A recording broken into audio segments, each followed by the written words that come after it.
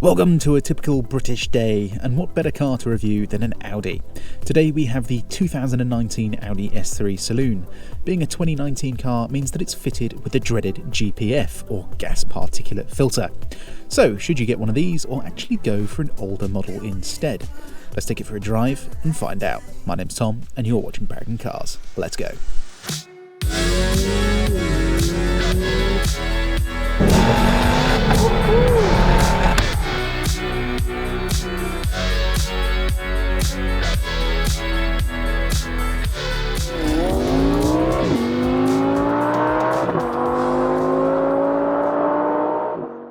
We're on Instagram, so if you want to see behind the scenes footage, weekly updates, and some of the stuff we've got for sale, click the link in the description below. Anyway, the Audi S3 Saloon, it's got the fan favourite EA 888 Gen 3 2-litre turbo engine. It puts out 300 horsepower and 400 Nm of torque to all four wheels via its Haldex-based Quattro system. It'll do 0 to 60 in 4.5 seconds, come rain or shine, and it'll still be fairly quick on the move. Let me show you with a 30 to 70 sprint.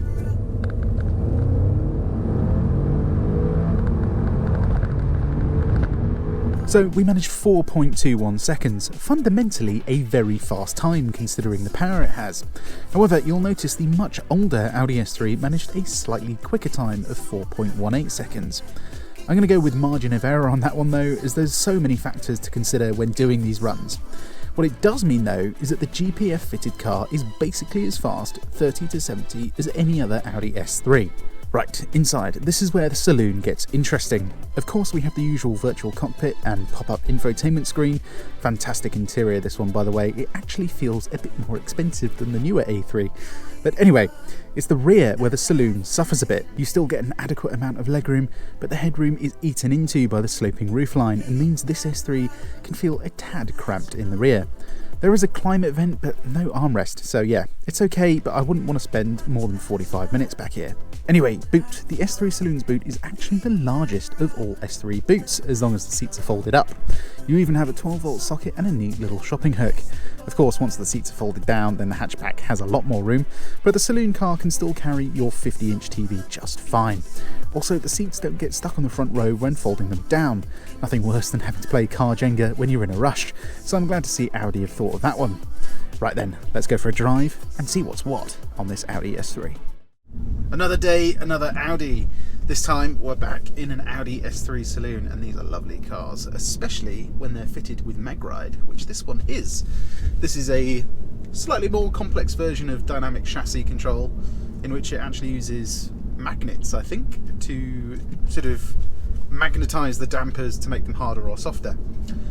Whatever it is, it works really well, and yeah, going over bumps in comfort mode, it just feels like your regular Audi really. Whack it into dynamic, then it's obviously a bit stiffer, quite a lot stiffer actually. I mean the change is immediate, but it is nice. It makes it feel like a proper hot hatch then, which it should do really, because it is. For now though, let's stay in comfort. Steering's nice and light. I love this particular design of wheel. I think this is absolutely bang on. It's nice and thin, it's easy to grip, it's easy to kind of twirl in your hands. It's just really easy to use. Usually I would be using this dash design as well. Sorry that I'm not. It's just because I need to see how fast I'm going. Other things you notice straight away getting into this thing, seating position is quite high compared to other hot hatches, or just like proper cars like BMWs. You can get a lot lower than you can in this thing, and yeah, I mean I'm comfortable, but I would like to be a little bit lower if I'm honest. It's just an easy car to drive. All Audis are easy to drive, to be fair. This one is no exception.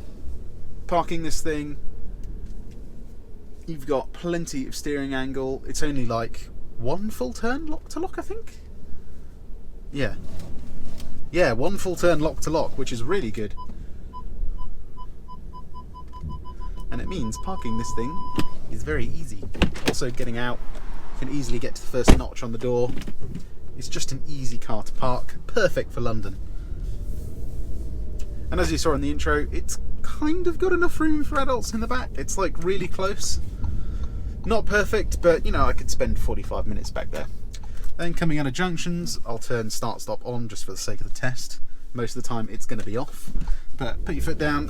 There's a little delay, but then once you're moving, Quattro sends you flying up to the speed limit.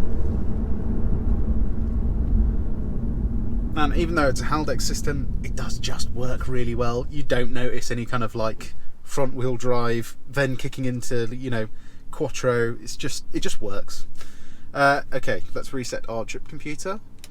It says online we can do 47 miles per gallon in this thing, and I did used to own a car with this engine. That was a Seat Leon Cupra, which was only front wheel drive, so it was a little bit lighter than this, and I could get about 45 miles per gallon out of that thing fairly easily, you know, sitting at just cruise control on 70 miles an hour.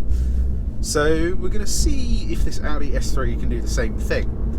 Hopefully it can. If it's a clear day, I'm sure it will. But yeah, before we do that, let's get on to the usual little handling test on the roundabout. Okay then, let's use our favourites button on the steering wheel to get us into dynamic. For some reason they got rid of that. You have to get an RS car now to be able to do that, unfortunately.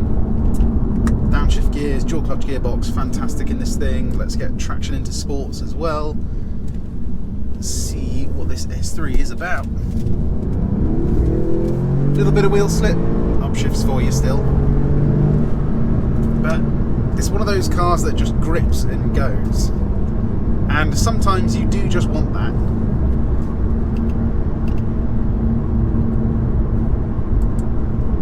Other times, personally, I do like a rear-wheel drive car, but this does have its place. You know, there are times where you just want to get places efficiently and comfortably and not have to deal with a lot of wheel spin. And over the years, Audi has kind of refined, especially the front end of the car. This particular S3 has quite a nice front end turn-in. Like, you can feel the rear of the car kind of moving around a bit, which is nice. So it's not completely lifeless in terms of handling. But again, it's not a BMW. Right, in efficiency now, we're going to get us onto the motorway and see if we can get at least 40 miles per gallon. I'll be happy with that. It is a hot hatch after all. But yeah, coming onto the motorway, this is where you kind of notice the slight issue with efficiency mode. In VAG cars, or just Audis really, it completely deadens the throttle, and the turbo, for some reason, doesn't come in until like 3,000 RPM. I mean, it must do something with the engine mapping, because there's just nothing, and then, yeah, it shifts up. You know, that's half throttle as well, so if I just basically plant my foot, downshifts into fifth, and yeah, still no power. But it's there to use, and you know, it can help a little bit with fuel economy. How much of a difference it actually makes, I'm not sure, but I don't think it's that much, in all honesty. But yeah, once you're on the motorway, very little road noise, even though you're riding on big wheels. You got zero wind noise. Audi are very good at getting rid of wind noise in their cars. You can sit well above 70 miles an hour and have a perfectly normal conversation in this thing. For long journeys, it is brilliant. And the seats, very comfortable. Seating position, again, not perfect, but the seats themselves are really comfy. And yeah, there's very little to complain about. Visibility is pretty good. The only thing that I'm kind of not too sure on is that the raking of the windscreen is quite high, so you feel like you're kind of sitting in the roof a bit, which is a bit of a shame. But other than that, it is very nice to spend a lot of time in here. Doesn't tram line at all, you know, it's not trying to find dips in the road. It just wants to go in a straight line at 155 miles an hour all day long. That's what Audis are about. And let's clear my windscreen. Oh my god. What is that about? That's like me trying to have a wee in the morning. Anyway, enough waffle. Let's get on the motorway and see what kind of MPG we can do.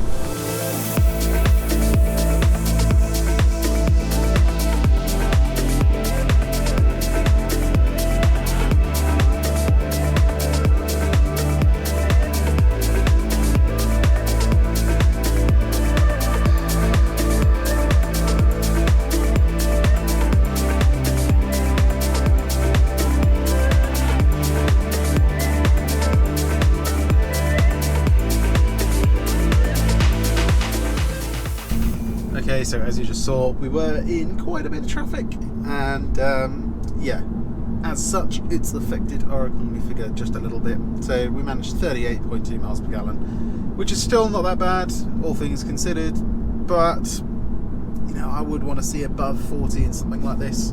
BMW M140i can easily get above 40 mpg. So yeah, to make this really worth it as a hot hatch, you want to be seeing like 45 mpg out of this thing, really. And yeah, I know you don't necessarily buy a car like this for its mpg figures, but having to go to the petrol station every 120 miles is a pain in the arse. It's more about that than the actual mpg figure. Anyway, let's do some hot hatch things, take this to a B road and have some fun. Okay, back in dynamic, we're in full attack now, traction fully off. It's an Audi, we don't need it. Let's see what this little hot hatch is about then.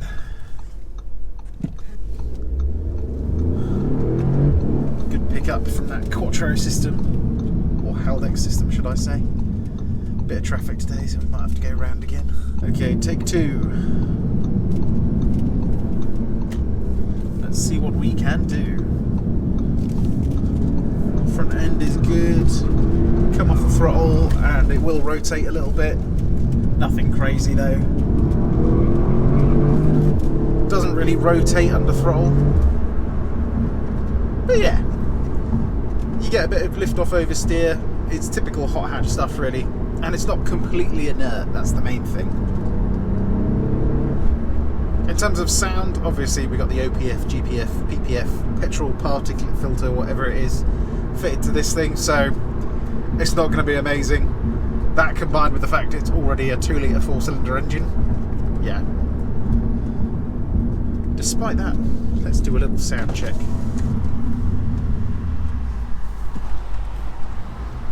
I'm pretty sure there is a little bit of fakery going on with the exhausts as well.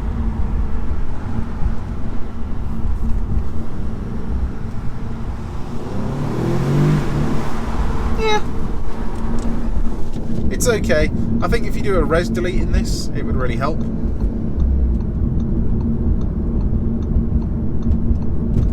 You know, it just gives it something to liven it up a bit. But yeah, even though it's wet, it just absolutely sticks to corners. Sorry, I'm checking how fast I'm going. I could do that like that, couldn't I? Yeah. Interesting washer jets. Okay, brake test, 100-yard marker. Yeah, fantastic brakes in this thing. Audi do brakes very well. I mean, they don't really hold up on track that well, but for fast road driving, they have a lovely feel to them. And yeah, they just work.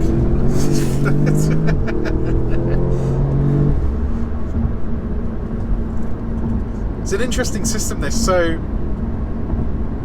when you're an experienced driver, you know if you're understeering, you don't just turn the wheel more.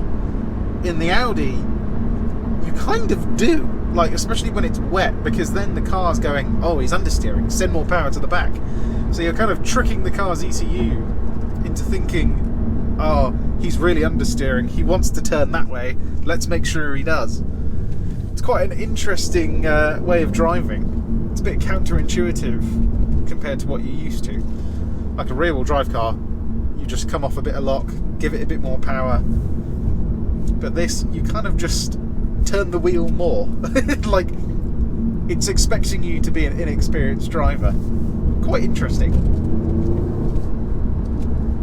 Don't try that on really fast corners though, because it doesn't work.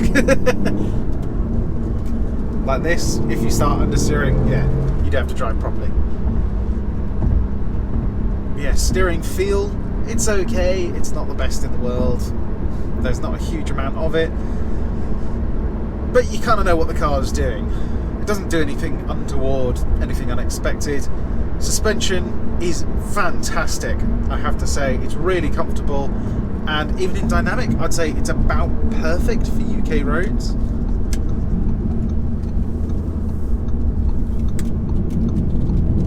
but it's just there's so much bite from the front end. It's surprising. And yeah, you can trail brake it into the corner. You can do loads of stuff in this thing. It's not just, oh, an Audi, it understeers. They don't just do that anymore. You can play around with them a bit. Personally though, my favourite setting is just individual. So everything in sports, apart from the steering. Steering in dynamic, I mean, it just adds weight. It doesn't really add any kind of real feel. I would just rather it be lighter, and you know, it makes the car feel a bit lighter, a bit more on its toes. Nice. But yeah, if you go too fast, hit the brake.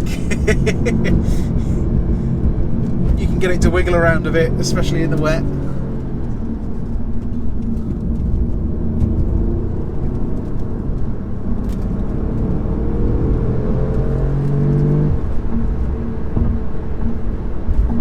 Yeah, I'm still trying to figure out if that sound is purely pumped in or not. I think there is a bit of pumped in noise. There is a valve in the exhaust which does open and it gives you, you know, a little bit more noise, and then engine map changes so you get these little burbles. Very hard to notice them though. That's why I think a res delete would really help this thing.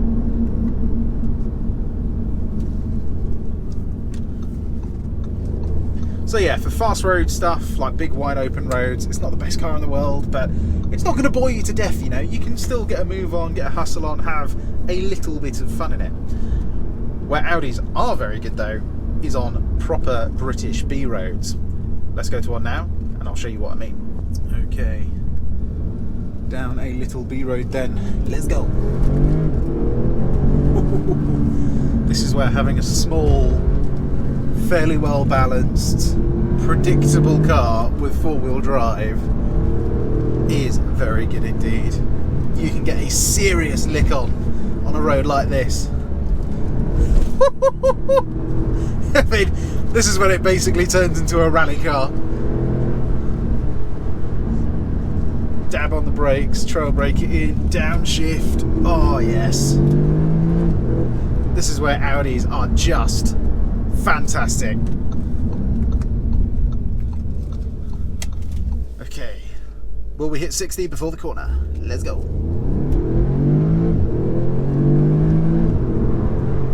Of course we will. Oh yes, very nice.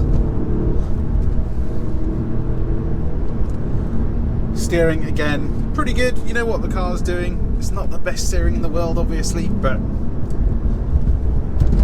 it gets the job done. Suspension, though, that's the main thing for me. This mag ride is just delicious. And it means you can drive like an absolute wally perfectly safely. And yeah, you know, you can't oversteer under power really, unless it's like snowing, but you can get the rear end to move around when you come off the power or dab the brake. Okay, one last time then. So like round this corner, dab the brake, and I can feel the rear just kind of squirming around. It really is a brilliant little car for back roads, this. You can even get a little bit of air.